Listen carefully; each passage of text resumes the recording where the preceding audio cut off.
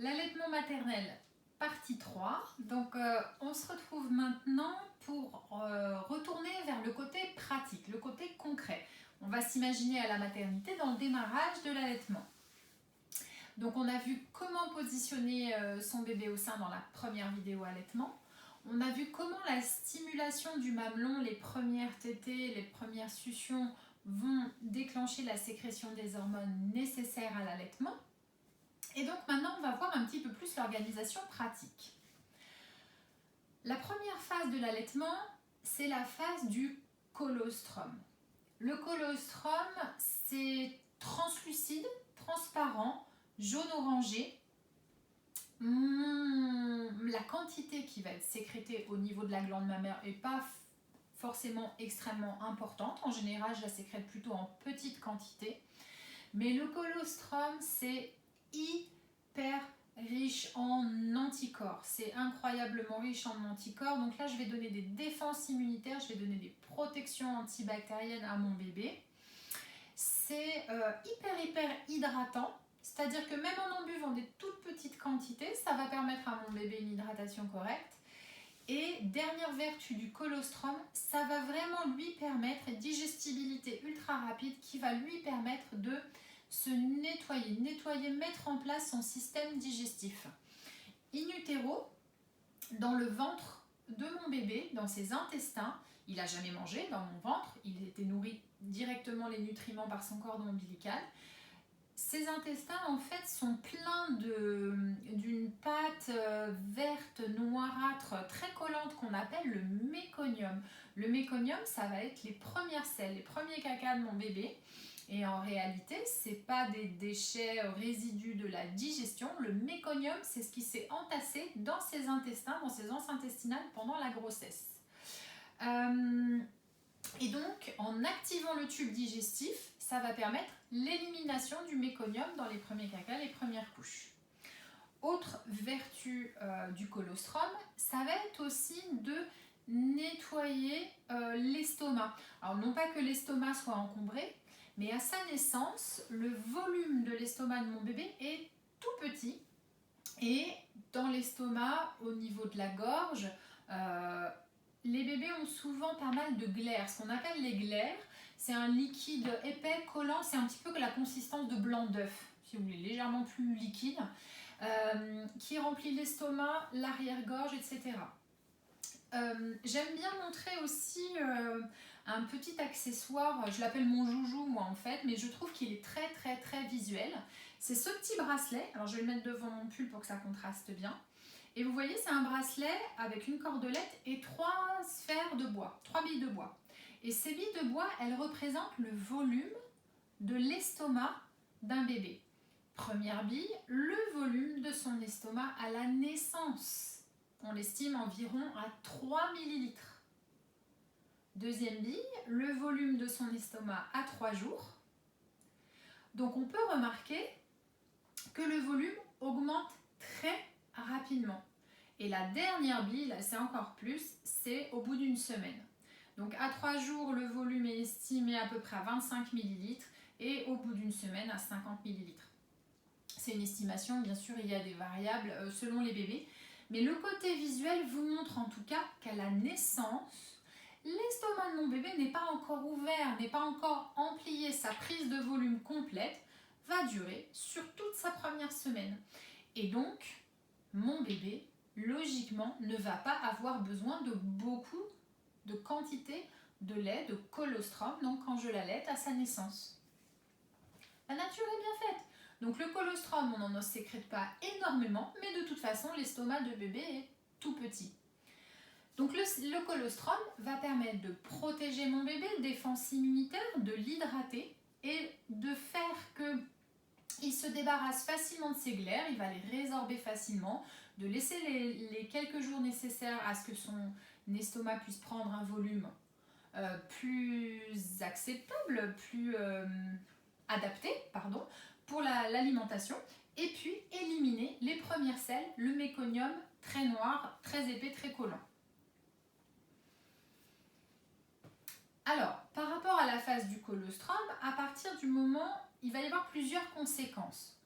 Je vous ai donné ces infos pour que vous puissiez déduire par logique que si mon bébé a des très petites quantités à boire, il est possible, c'est pas sûr, mais c'est possible qu'il demande fréquemment à téter.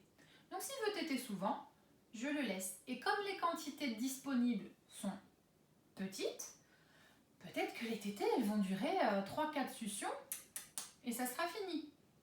Hein? Donc on comptera à ce stade-là, on comptera quelques suctions par exemple comme étant une tétée.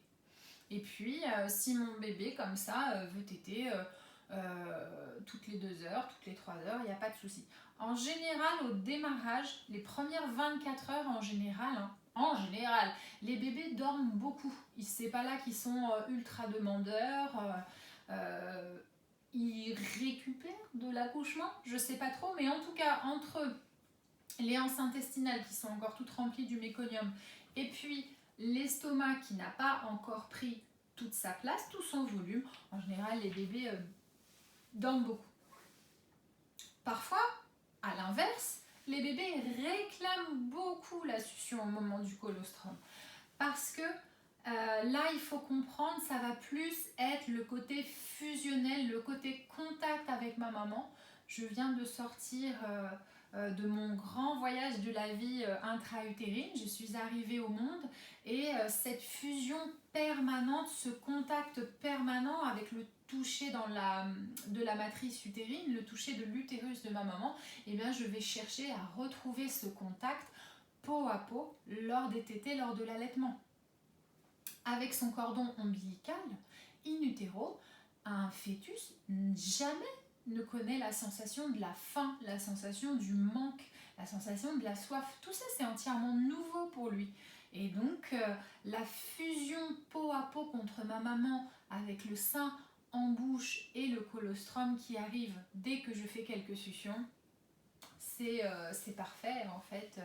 C'est parfait pour le petit bébé que je suis. Donc, certains bébés peuvent dormir beaucoup et faire des toutes petites tétées très courtes. D'autres bébés, au contraire, ne vont comme jamais vouloir lâcher le sein de leur maman. À ce stade-là, attention à vous et à la peau de votre mamelon qui est encore sensible. L'allaitement, c'est magique, tout est prévu, tout est programmé. Au fur et à mesure des premiers jours de mon allaitement, ça prend à peu près 1 semaine à 10 jours, des cellules plus résistantes à la succion vont migrer à la surface de mon sein et rendre ma peau moins sensible au frottement de la succion. Mais ce n'est pas immédiat dès la naissance. Pourquoi je vous explique ça? C'est que si votre bébé a besoin de beaucoup téter, a besoin de beaucoup de contact, a besoin de beaucoup se rassurer aussi grâce à la tétée, ne le lui refusez pas. Allaiter son bébé, c'est beaucoup plus que le nourrir, c'est le nourrir aussi affectivement, c'est le nourrir aussi dans cette fusion. Mais par contre, on va dire au bout d'un quart d'heure, 20 minutes, peut-être, changer de sein, changer de côté pour épargner un petit peu la peau de votre mamelon. Si au bout d'un quart d'heure, 20 minutes, de chaque côté, mon bébé veut encore téter, on peut lui reproposer un petit peu en changeant à nouveau de côté. Et puis on peut aussi solliciter son papa pour qu'il lui fasse un petit peu penser à autre chose, qu'il le promène, qu'il le berce, qu'il lui masse un petit peu le ventre, qu'il lui propose son petit doigt, la tétée aussi, pourquoi pas, ou bien une tétine selon vos choix de parents, tétine ou pas tétine. Voilà. Attention à la peau de vos mamelons, il n'y a pas vraiment de durée maximale, mais dans cette toute première phase, je pense que plus que 20 minutes sur un côté, ensuite on peut faire téter de l'autre côté, mais attention à l'échauffement des mamelons. Le colostrum n'a pas vocation calorique, n'a pas vocation en ce sens-là nutritive. Donc tant que je suis dans la phase du colostrum, non seulement mon bébé ne va pas grossir, mais en plus il va perdre du poids. Ça, c'est physiologique. Hein. À la naissance, tous les bébés, qu'ils soient allaités au sein ou allaités au biberon, commencent par perdre du poids. Et cette perte de poids physiologique, elle peut aller jusqu'à 10% du poids de la naissance. J'insiste là-dessus, c'est très important. Vous aurez fait le calcul très rapidement. Un bébé de 3 kg à la naissance peut perdre 300 grammes et donc descendre jusqu'à un poids de 2,7 kg. Donc si c'est quelque chose un peu sensible chez vous, où vous avez un petit peu peur, est-ce que je suis sûre d'avoir assez de lait pour mon bébé, etc. Moi je vous invite à faire le calcul tout de suite, dès la naissance, et ou bien avant la pesée du matin. En général la première pesée a lieu le matin à la nurserie ou dans la chambre, parce que pour ne pas vous angoisser inutilement. D'accord? Vous calculez un petit peu et donc attendez-vous surtout à ce que votre bébé ait perdu du poids. En général, il perd du poids les 2 premiers jours. Le 3e jour, c'est variable. Soit il y a encore une perte de poids, mais beaucoup moins importante que les 2 premiers jours. Ou alors, on commence gentiment, tranquillement à reprendre du poids grâce à la montée de lait. Mais tant qu'une maman n'a pas eu sa montée de lait, son bébé ne peut pas grossir. Je le dis doucement et j'insiste là-dessus, c'est très important. Et donc la montée de lait, qu'est-ce que c'est? La montée de lait, c'est cette étape de l'allaitement où ma glande mammaire, mes glandes mammaires, j'en ai 2, vont commencer à produire le lait. C'est une phase de transition entre le colostrum. Donc cette phase du colostrum dure 2 à 3 jours. En général, la montée de lait, c'est la nuit entre le 2e et le 3e jour. Donc c'est une phase de transition entre le colostrum et vraiment l'arrivée du lait. Donc le lait maternel, lui, il ne va pas avoir cet aspect transparent qu'a le colostrum. Il est plus épais, il y a des particules dedans, même si le lait de femme, le lait maternel, c'est pas blanc, c'est jaune. C'est plutôt jaune, jaune clair. Donc certaines femmes, elles se rendent compte de leur montée de lait parce que quand elles regardent au niveau de leur mamelon, elles voient que c'est plus épais, que c'est plus consistant et que c'est plus transparent, translucide comme avant. D'autres femmes, elles se rendent compte qu'elles font leur montée de lait parce que elles sentent que leur poitrine commence à être tendue et gonflée et à prendre du volume. On va en parler tout à l'heure parce que quand la montée de lait s'emballe, c'est un petit peu délicat à gérer.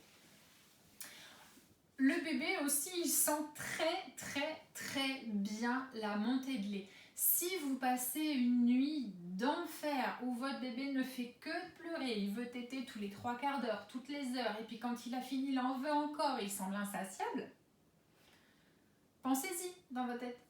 Est-ce que par hasard, on ne serait pas à 2 jours, 3 jours, est-ce que je n'aurais pas ma montée de lait?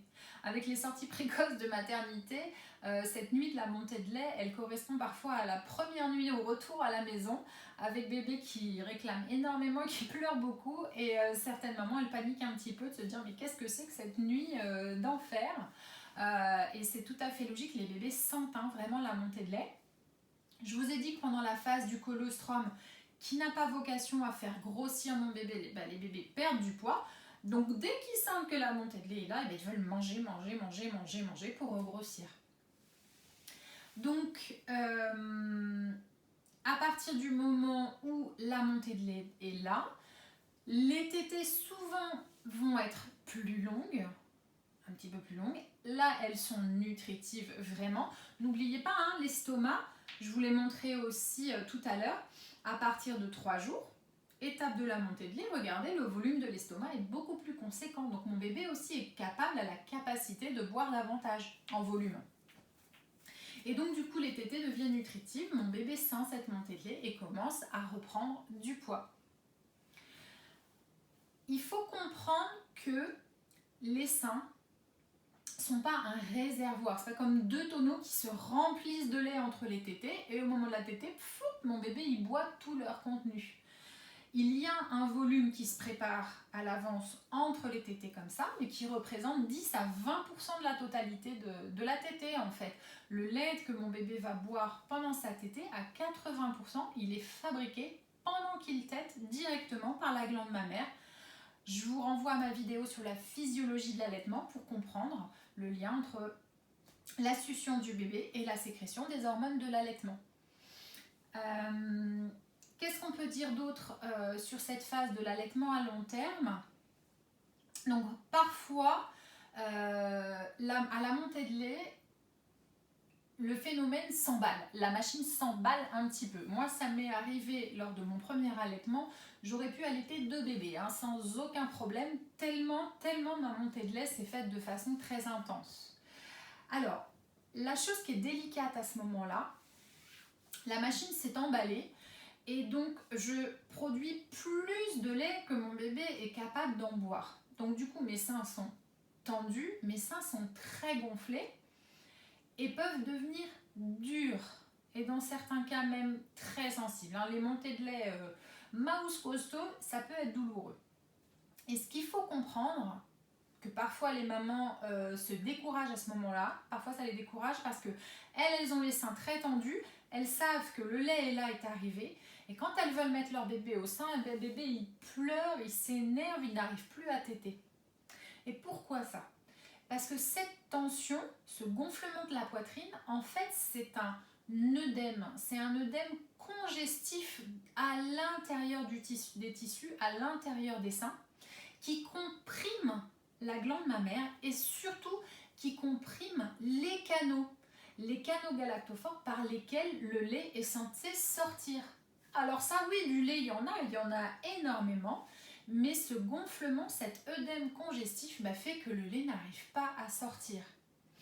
Donc si au moment de la montée de lait, vous traversez cette phase, je dirais qu'il ne faut jamais mettre votre bébé au sein sans avoir vérifié d'abord 2 choses. La souplesse de l'aréole, du bout du doigt comme ça. Avant de mettre votre bébé au sein, vous venez regarder que l'aréole soit bien souple, que l'aréole soit bien moelleuse. Si l'aréole est dure, si l'aréole est tendue, qu'est-ce qui va se passer ? Mon bébé n'arrivera pas à faire sa prise en bouche. Là, je vous renvoie à ma toute première vidéo sur l'allaitement, sur les positions et la prise en bouche. Et s'il n'arrive pas à prendre en bouche, il n'arrive pas à téter et il pleure. Donc, si l'aréole est tendue, si l'aréole est dure, il ne faut pas mettre bébé au sein tout de suite, on va préparer la tétée. Et deuxième chose à vérifier, c'est l'écoulement du lait. Donc au niveau du mamelon, je regarde si le lait coule facilement. Et quand les seins sont très tendus, et bien parfois, je peux vous assurer que quand je suis à domicile et que j'aide les mamans, il faut 2 à 3 minutes de massage pour que le lait commence à couler. Donc vous imaginez bien que bébé affamé qui sent que le lait est là, le bon lait de sa maman dont il a tellement envie, il lui faut 2 ou 3 minutes de succion à vide avant que ça arrive en bouche, et il s'arrête et puis il pleure.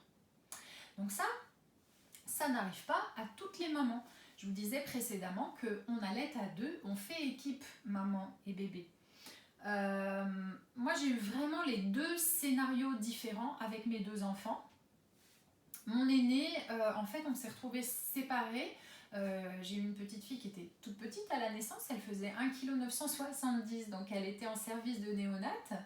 Et donc on n'était pas ensemble, on était séparés pratiquement toute la nuit. Alors donc quand j'ai eu ma montée de lait, les hormones d'allaitement sont maximales la nuit.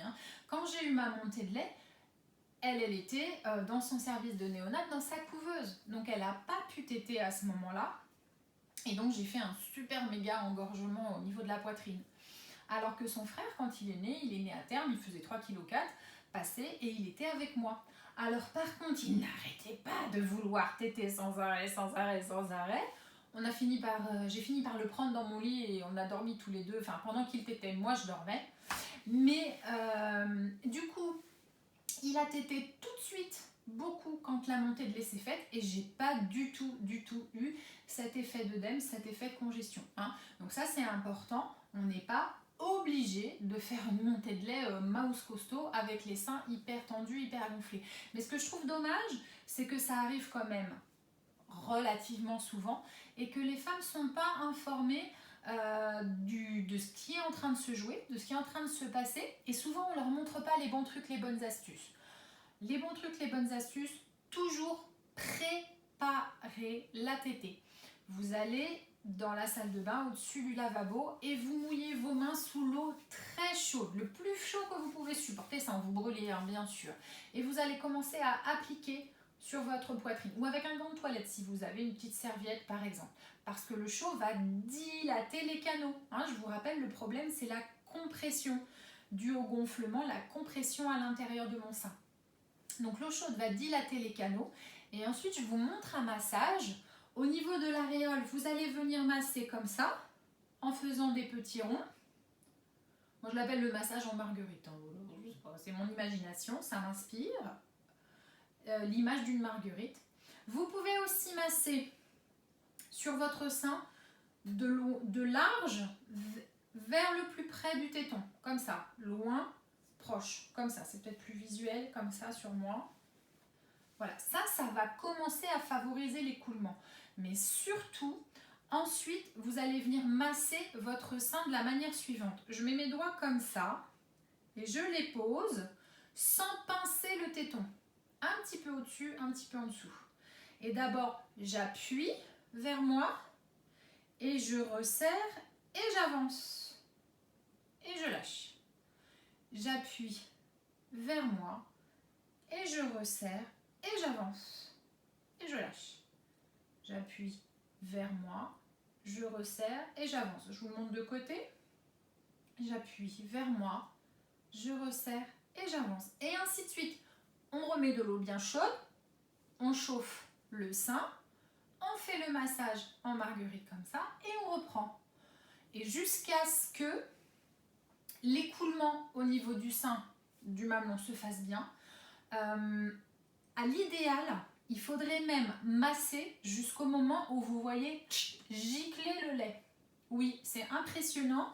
Quand le flux du lait est bien amorcé, quand le flux du lait est bien parti, on voit des petites giclées de lait partir du téton.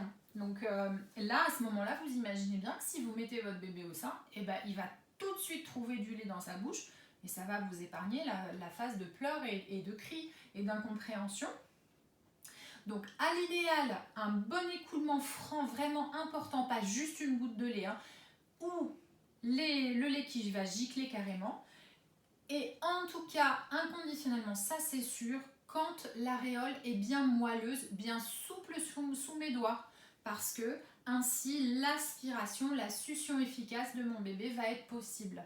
Et une fois que je l'ai installé au sein, que j'ai amorcé la tétée comme ça, vous allez sentir, mais c'est le bonheur, c'est-à-dire que c'est votre bébé qui va faire le job, et entre le début et la fin de la tétée, vous allez pouvoir, pendant que vous l'allaitez aussi, masser doucement comme ça votre sein, et il y a un avant, un après, entre le début et la fin de la tétée, on sent son sein qui s'est complètement décongestionné. Sans oublier le changement des positions et l'intérêt du menton. Là, je vous renvoie à ma première vidéo sur l'allaitement maternel où j'explique tout ça en détail.